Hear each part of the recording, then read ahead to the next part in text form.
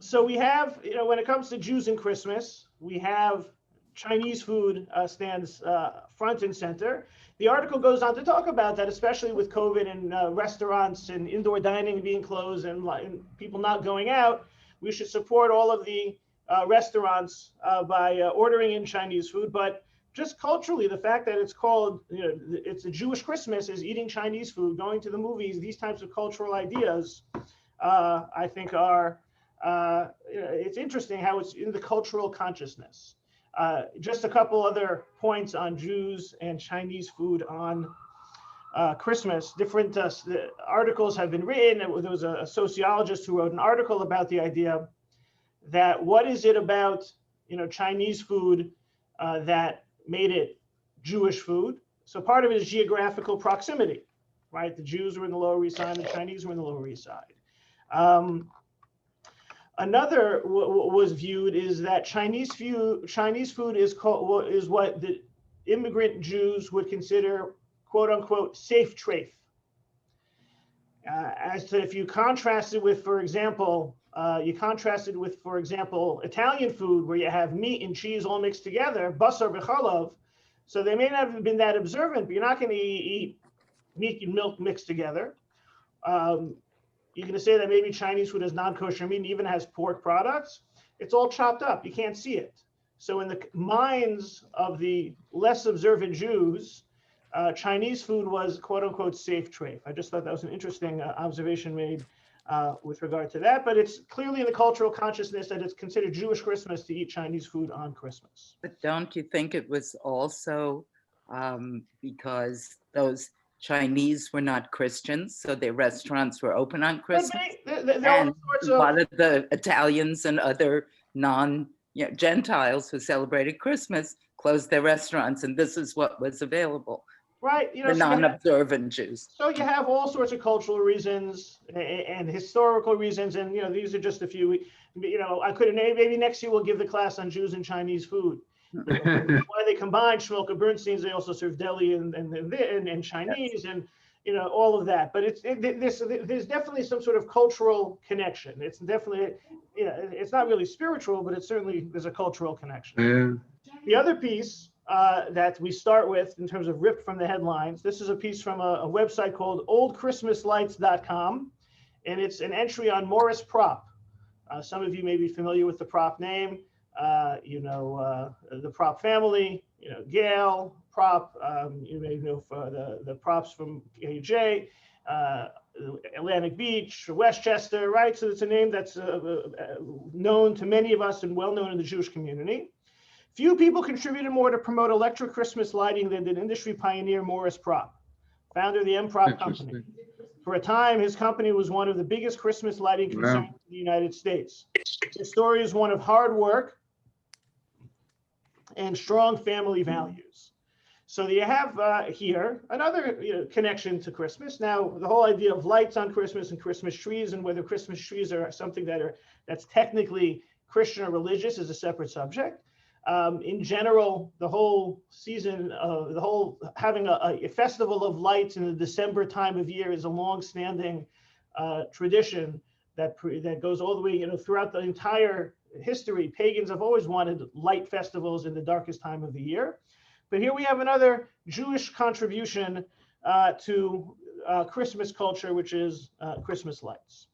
So that's some of the background, a little bit of the history, the culture, something that makes for light conversation. But now let's jump into some Torah sources to discuss a little bit about what are some of the concerns we have for Christmas. Right? In general, non-Jewish holidays are not to be celebrated by Jews. We don't worship other gods. We don't follow other religions. Our religion is Judaism. We only believe in monotheism. That goes without saying.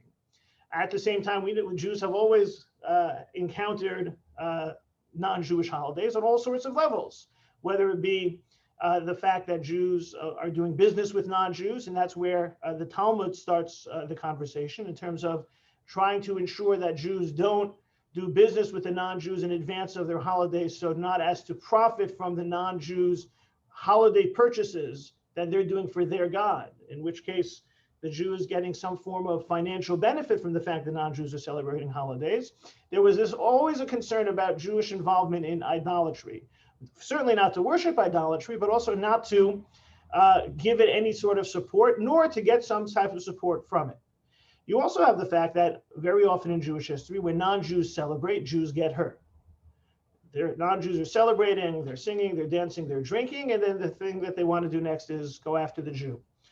Some of you may be familiar with a practice called Nittelnacht, the idea of the night of Nittel, the night of where we're not involved in Torah study, and when they actually has a reference, hundreds of years ago, this idea of Nittel as for Christmas, and the idea on Christmas Eve not to study Torah. And there are all sorts of explanations as why this was so. Some of them are very practical. If you go out you go outside to the shul for a shir, you're walking home at dark on Christmas Eve, the non-Jews are celebrating, you might get beat up.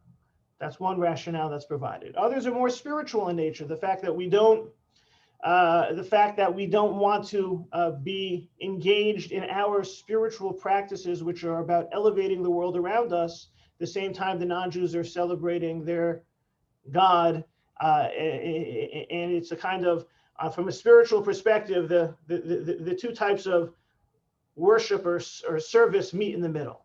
Sounds a little bit strange, definitely more of a Kabbalistic idea, but that also is presented. We shouldn't be engaging in our spiritual religious practices when the non-Jews are doing the same as theirs. And again, in the Hasidic community, this is more commonly a focus and a practice and something that gets explained.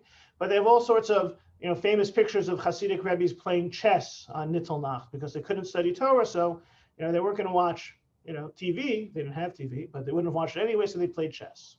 So there are all sorts of issues revolving around it. So we're going to talk about a few. We're going to talk about something we began with, the idea of saying Christmas, or the idea, because Christmas has Christ in it, and that's the anointed. What about saying Jesus, right? Just like Christmas was Kratzmach for me growing up, Jesus was Yashka, right? You can't say Jesus, you have to say Yashka. So it's kind of together. And also the whole idea of, can you put the two together, right? Jesus and then Christ together, because that's saying he's the anointed. So it starts off with a very clear-cut prohibition against acknowledging or pronouncing other gods. Source number one, right?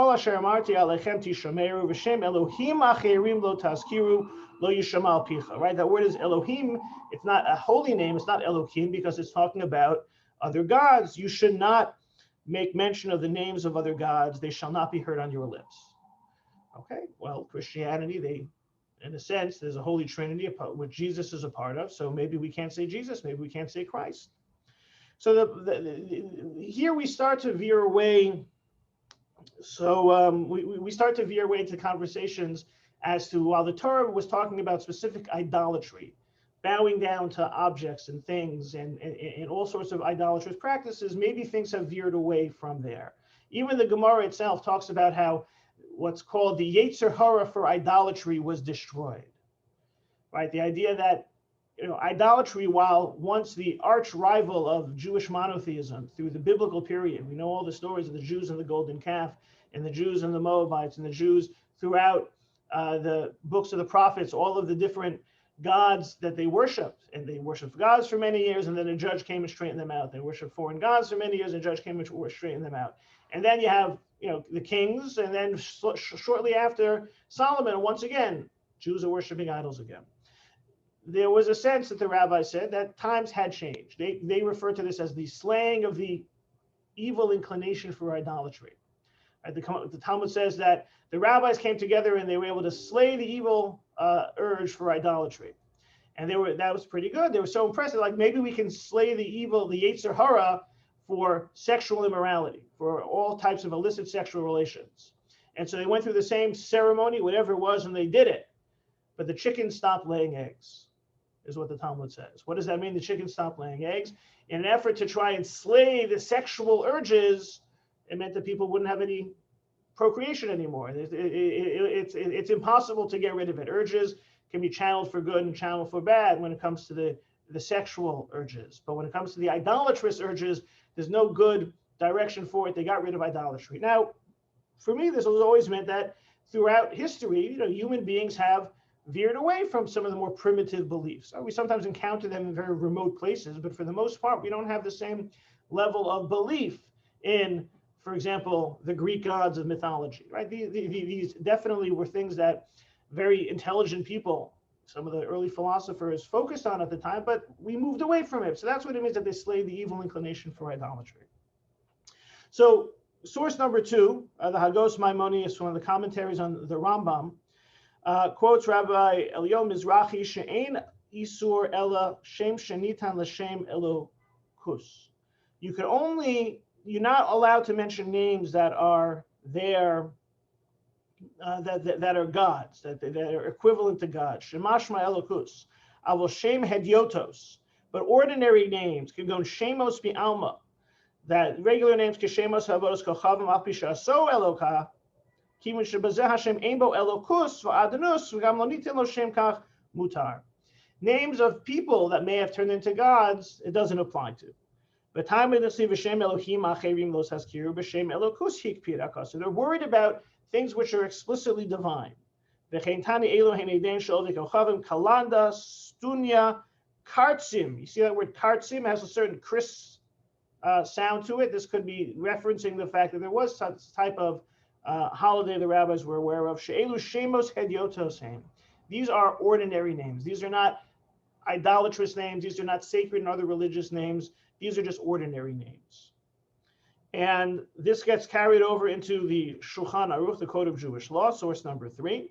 Shem Chagim Shelahem Shehem Kishemos B'nei Adam, Ein Chash Lahazkirom. If they have holidays that are also the names of people, you're allowed to mention them. Hu Shelo Yikrein Kemo Shemaskirim Osam Ha'ovdei Kochavim B'lashon Chashivus. As long as you don't mention them with the same level of importance that the non-Jews do. Also keep in mind, it talks about idolatry. You can't talk about idols or idol worship or idol pagan gods this way, idolatrous gods this way. And whether or not Christianity is idolatry is a longer discussion that many feel that it's not idolatry. The idea of Christianity, which is based on the worship of the Trinity, well, that in Hebrew, the Trinity is understood as a shituf. They have a kind of divine partnership that's running the world. That's something that Jews cannot believe in, but it's something that non-Jews can believe in. And so therefore Christianity is forbidden. That type of belief system is forbidden for the Jew, but permissible for the non-Jew. But what the Shulchan Aruch points out is that, for example, Jesus is an ordinary name. Now, based on the way he concludes, saying Jesus and Christ together could be problematic because that is Lashon Chashivus. That is the way they refer to it when they want to invoke Jesus. Then we'd have a longer discussion whether it's idolatry or not. Christianity is idolatry. In general, Jews don't walk around, talking about Jesus Christ that often. When there's a shir on Jews and Christmas, maybe, but we're generally not invoking Jesus all that often. But as the Vilna Gaon points out in source number 4, the famed Rav Leo Kramer, the Kama Mikomos Huskar Oso Ha'ish V'Salmidav, because the Gemara mentions this person. Now, the Gemara, Vilna Gaon doesn't mention his name, but Oso Ha'ish, that man, is a reference to Jesus, and we'll talk in a moment about some of the places that the Vilna Gaon is referencing. But he's pointing out that it can't be so terrible to talk about Jesus if the Gemara talks about Jesus. Questions or comments or thoughts before we look at some of those places where the Talmud does talk about Jesus? If you have a question, you can put it into the chat or unmute yourself and comment. You can ask about the Chinese food now if you want also. Okay. So the Talmud talks about Jesus in a number of places. And here we also get to the idea that the Talmud, when it talks about Jesus, was often censored. And the idea of the censor, it was, back in the day, the non-Jews were fairly fluent in Talmud, and therefore they, the Christian censors, would insist that certain parts of the Talmud be taken out because it would reflect badly upon their religion. And there were some times that the Jews also practiced a certain type of self-censorship to leave out passages that could get them into trouble. And so there are a number of places in the Talmud that have certain portions taken out.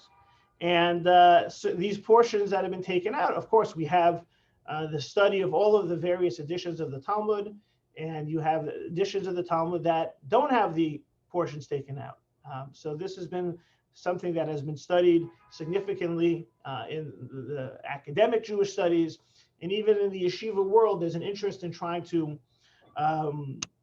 restore these passages. They're not necessarily put into the classic edition of the Gemara that students use is called the Vilna Shas, because it was originally printed in Vilna. And that type of orientation and pagination and layout has been the one that has been copied ever since.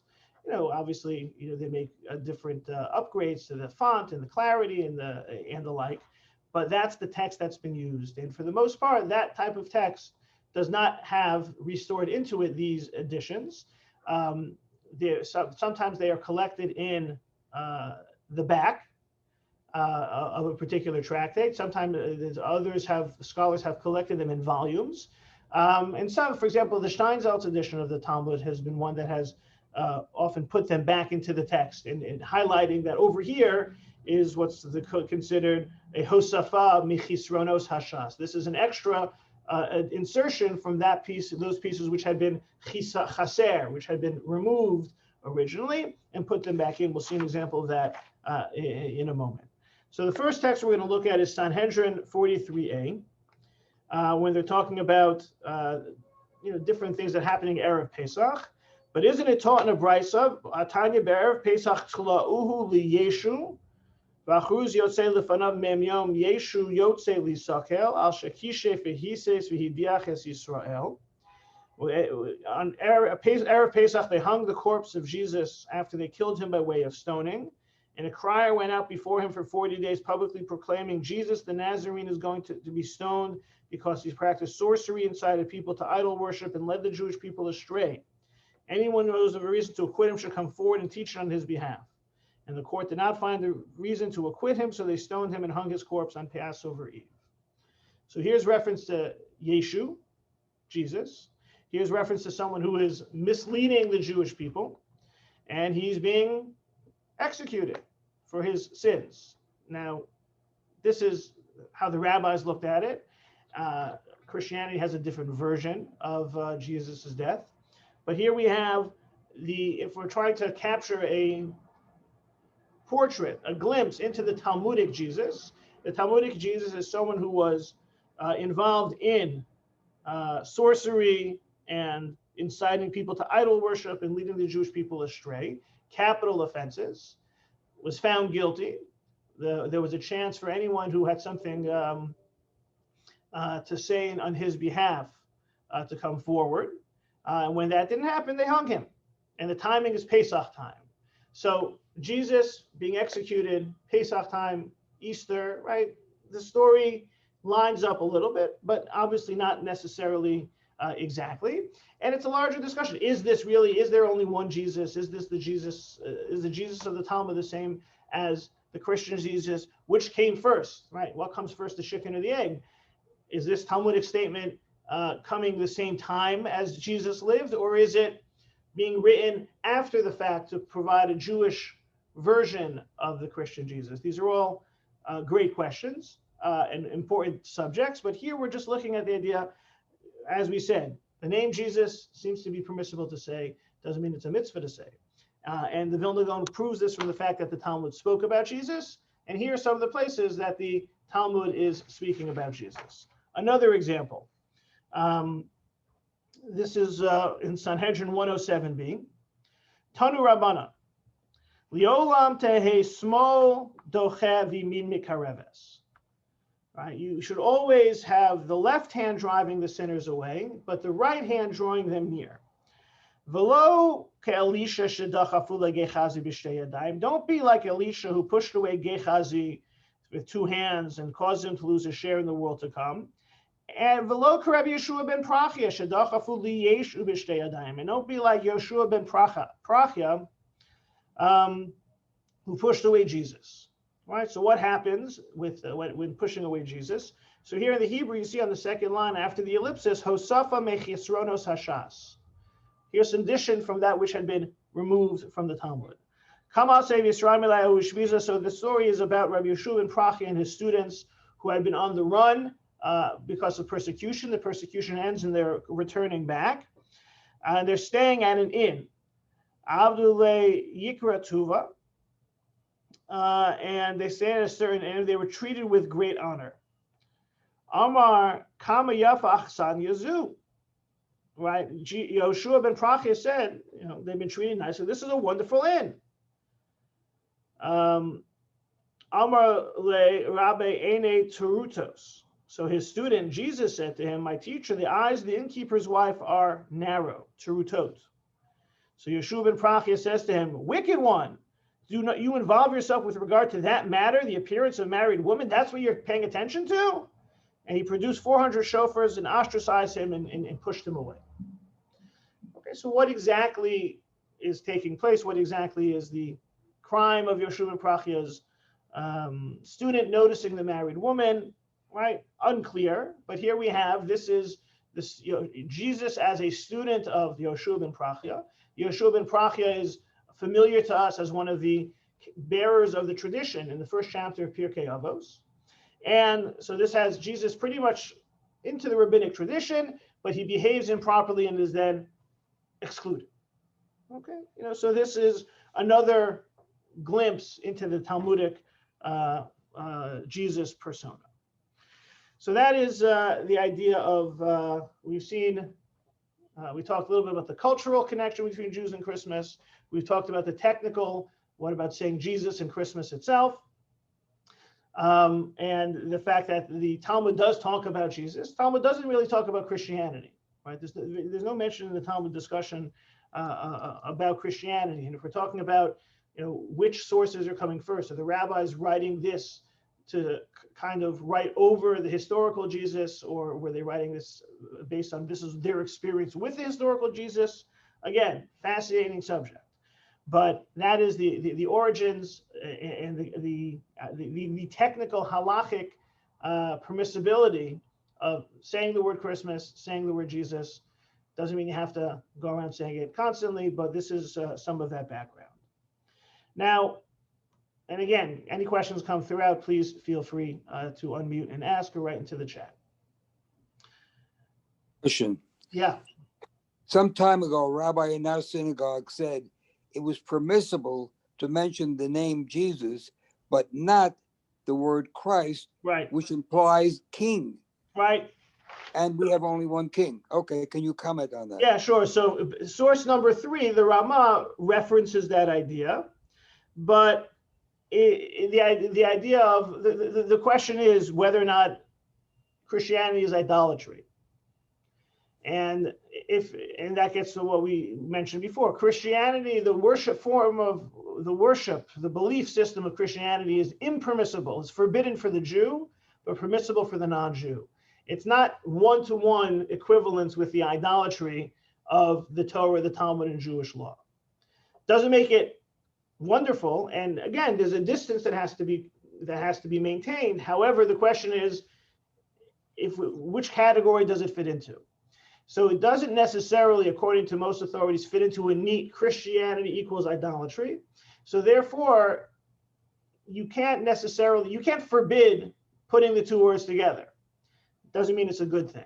And we're going to see that part of this is not as much about idolatry, avodah zarah, as it is about the concern for Jews coming too much into contact with non-Jews, which is another issue. We have a separate idea of chukos hagayim, not doing what non-Jews do.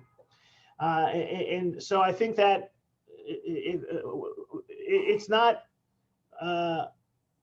surprising to have rabbis use that Rama to say not to put the words Jesus and Christ together. I don't think it's forbidden.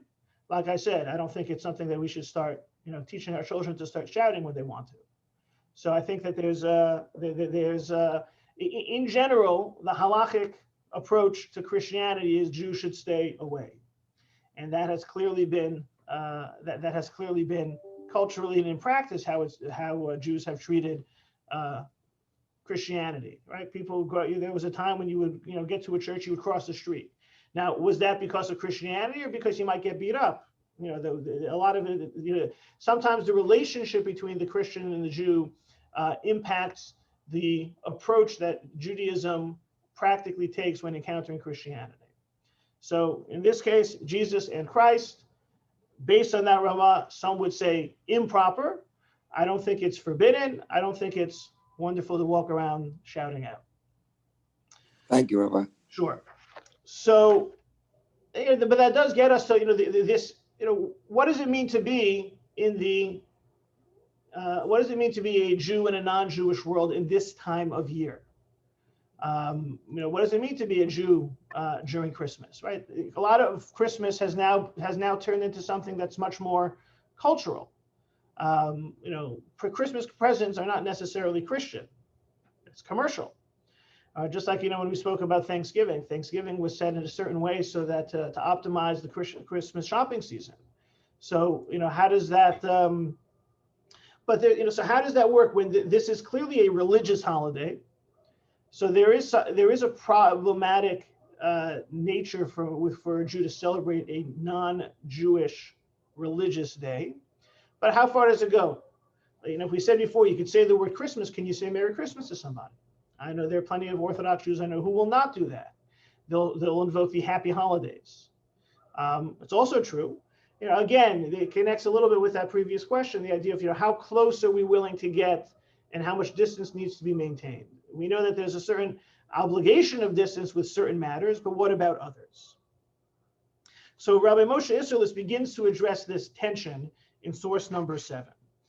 V'anu shruyim beinehem v'tzrichim laseis v'laseis imohem kol hashana. We live among non-Jews and we need to do business with non-Jews. And this is going back to what we mentioned at the beginning of the class, that when the Talmud starts talking about idolatrous holidays, it prohibits the Jew from contributing to those holidays, as well as says the Jew shouldn't really contribute indirectly by selling the non-Jews what they need, nor making a profit off the non-Jews or the idolaters' non-Jews religious purchases. So the Ramah is giving us a little bit of a dose of reality, and we live among them. Kol hashana, all year long. V'chein nichnas la'ir. So if a person goes into a city, umatzam smechim biyom chagam, and they're celebrating their holiday, yismach imahem mishum eva, davekemachanif lahem. You can, celebrate a little with them so that they don't hate you. You shouldn't you shouldn't be the killjoy, and they're singing, they're dancing, clapping, and say Merry Christmas or Happy Holidays. You don't go, no, it's not my holiday. You're not required to leave angrily, because we live among non-Jews, with their neighbors, their clients. Mikol makom, but bal nefesh yarchik milismoach imahem im yuchal laso shelo yeh lo eva b'davar. It's better not to celebrate with them if it can be done in a way that won't cause eva, that won't cause the non-Jew to hate the Jew. We need to maintain good relations with our neighbors. V'chein im sholeach doron lo'oved kochavim bizman hazeh b'yom sheyesh lahem siman im yagia lahem doron b'chag hahu. If you want to send a holiday gift to the non-Jew, im efshar lo yishlach lo mi ba'erev v'im lo yishlach lo b'chag atzmo. If possible, send it the day before and not the day itself. Again, not Merry Christmas, Happy Holidays. Not here's your Christmas bonus, here's your holiday bonus. Seasons greetings instead of Christmas greetings. The idea of recognizing that living so close to the non-Jew, and this is the Ramah talking some 400, 500 years ago, certainly today, this impacts, is a lesson to our behavior. And so that is a very instructive idea of the Ramah, which opens up some space. For example, what happens if there's an office holiday party? Are you allowed to go? So the short answer is yes. If there's an office midnight mass, you should not go because that's a religious service. But you have the idea of the Ramah opening up the opportunity for the Jew to engage the non-Jew in holiday terms, but not to celebrate religiously together with the non-Jew. And this distinction between what's religious and what's more secular is something that we'll dig a little bit more deeply into. because this is also the Ramah in his Darchei Moshe source number 8. It is written in the Trumas Hadesha that even nowadays, one who wants to send gifts on the 8th day after Christmas, right? And if you just look in the Hebrew, B'yom Shmini, source number 8, top line, Sha'achar Nital, right? So Nital was what they referred to as Christmas. And what's the 8th day after Christmas? Shekorin Nayayar. What's that talking about? 8 days after Christmas? Nayayar, New Year. Yishlach lo mi bod yom mi ba'erev v'lo b'yom ha'ed atzmo. And you should send it the night before, on December 31st, and not on the holiday itself. V'imchol yom shelifnei ha'ed b'Shabbos. What happens if New Year's is on Sunday? And therefore, December 31 is on Saturday, so you can't send a non-Jewish gift on Shabbos. Yishlach lo b'yom ha'ed atzmo v'yisbei ev yishlach lo achar kach. You send it to him on the day itself, because if there will be some disappointment or hatred, if it will reflect badly if you send it late. Because it's you wanna if there will be offense taken sending it too early, too late, you can even send it on the day itself. So this is just an expansion of what the Ramah said in source number 7, but it gives a very clear example of what he's talking about. Is that we're talking here about New Year's and Christmas. These were known, and these are the days that the rabbis are talking about in terms of what the Jews are, what types of issues the Jews may face, whether it be some type of celebration or some type of gift giving. Again, always good to stay away, but it's not so terrible to engage in order to maintain appropriate relations. This type of interaction and maintaining good relations comes up. This source is available on Sefaria. It's a book, a collected response in wartime. These were questions that were asked during World War II by chaplains, Jewish chaplains, as to how to balance the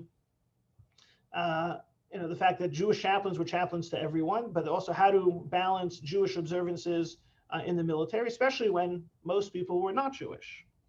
So the question was asked, should religious services be held in a chapel in which there is a Christmas tree?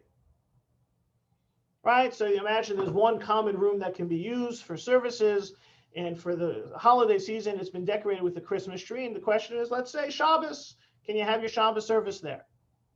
Answer, the committee suggests that the chaplain screen off the tree during Jewish services in the chapel.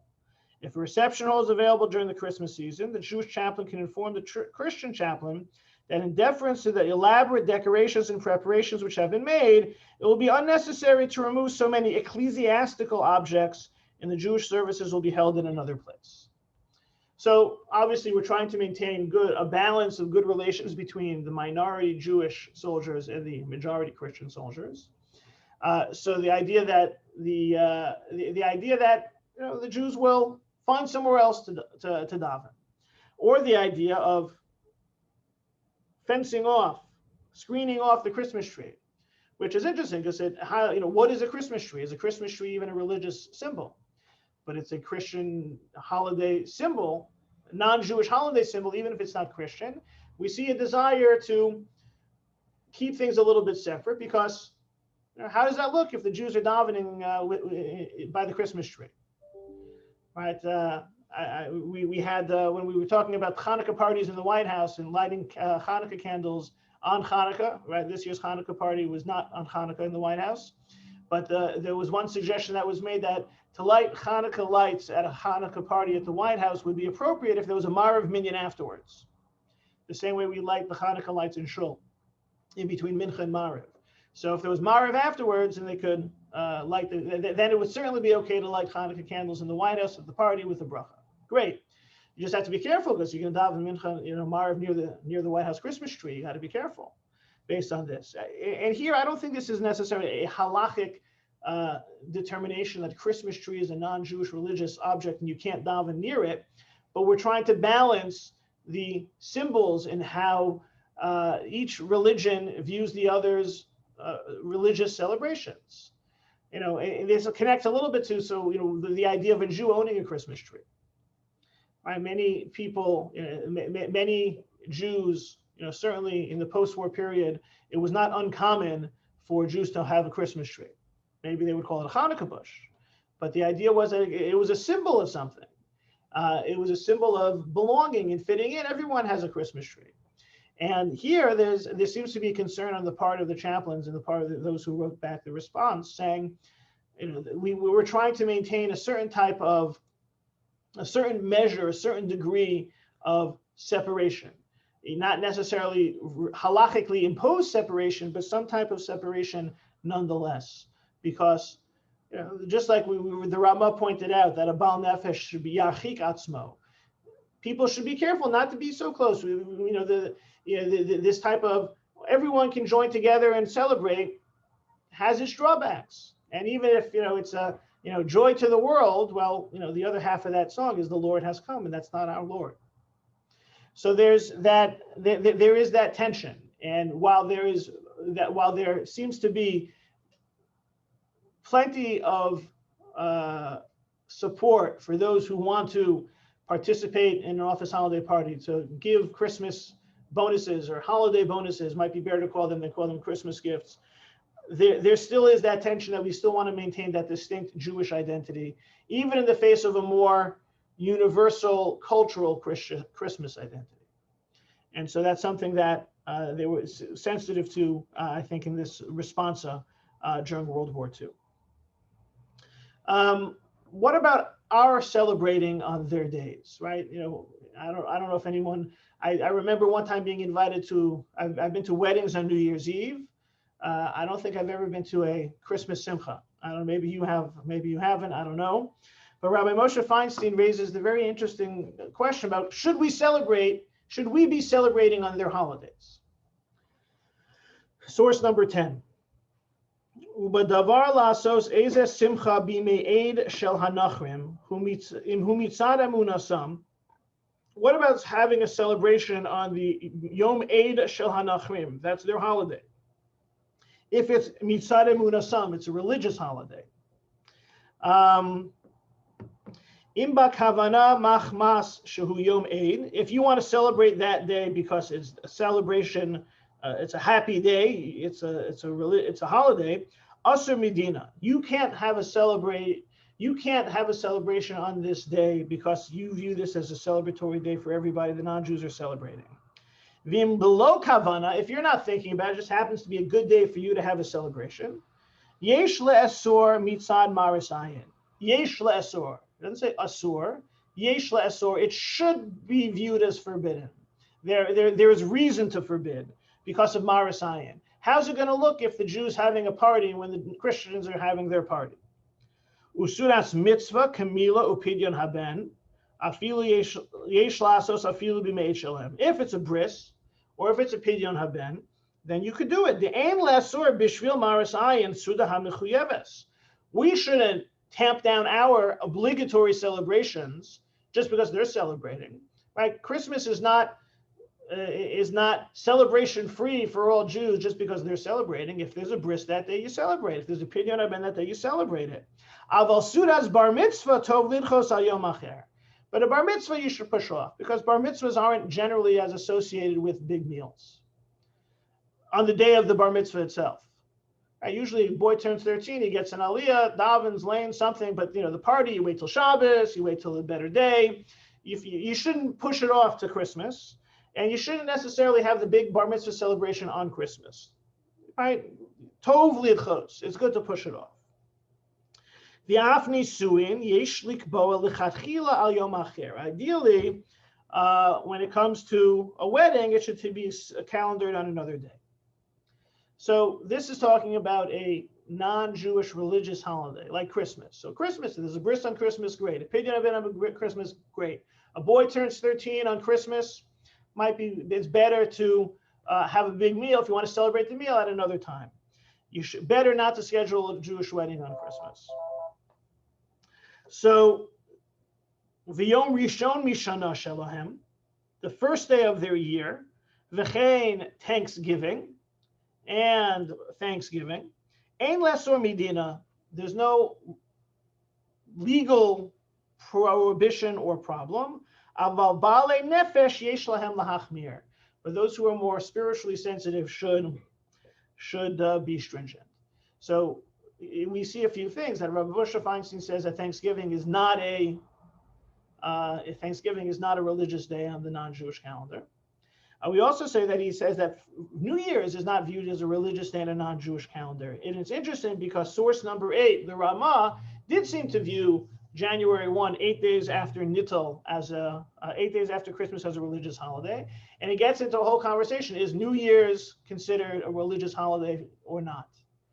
And some of you may be thinking, well, it's 8 days later. It's the bris of Jesus, and it is a religious holiday.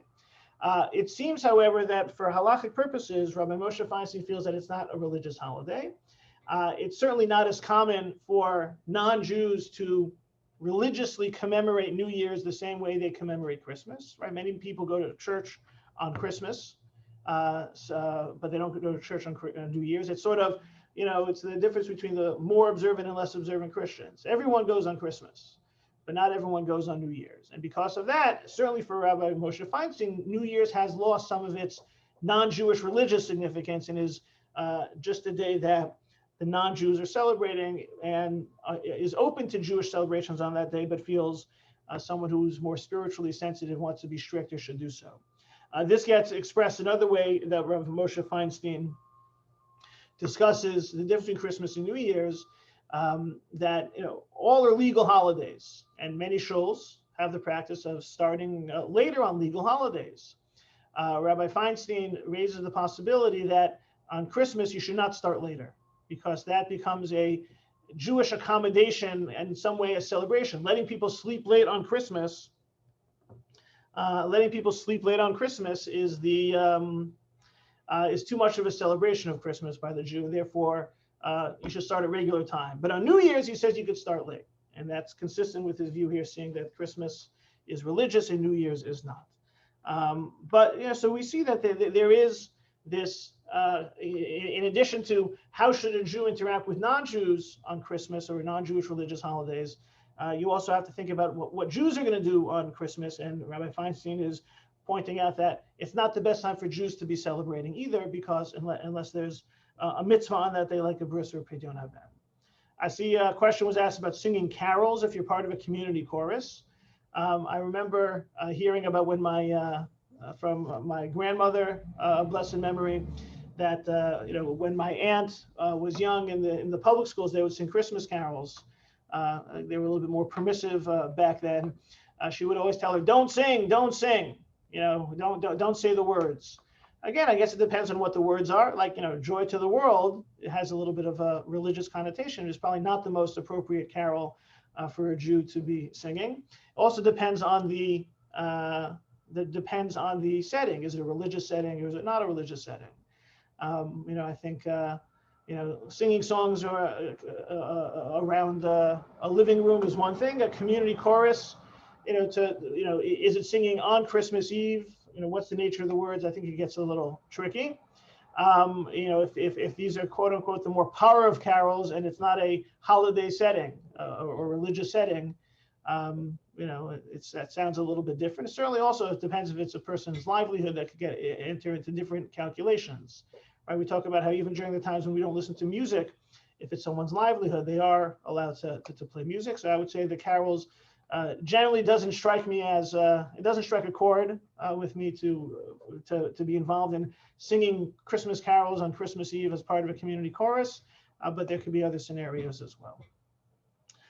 So I'm not sure what everyone has planned for December 25th, although I do know what you have planned for December 25th. This year it is Asar B'Teves. It is a fast day. So I think the Jewish calendar is sending us a message this year on what the Jews are supposed to be doing on Christmas, and that we will be fasting until whatever time the fast ends. A fascinating concept, the idea of there being a fast on a Friday that even extends into Shabbos. Maybe we'll talk about that on Friday or over the weekend. So with that, I'm not sure what the appropriate greeting is at this time, but maybe just have a good day, stay warm, and we'll continue studying next time.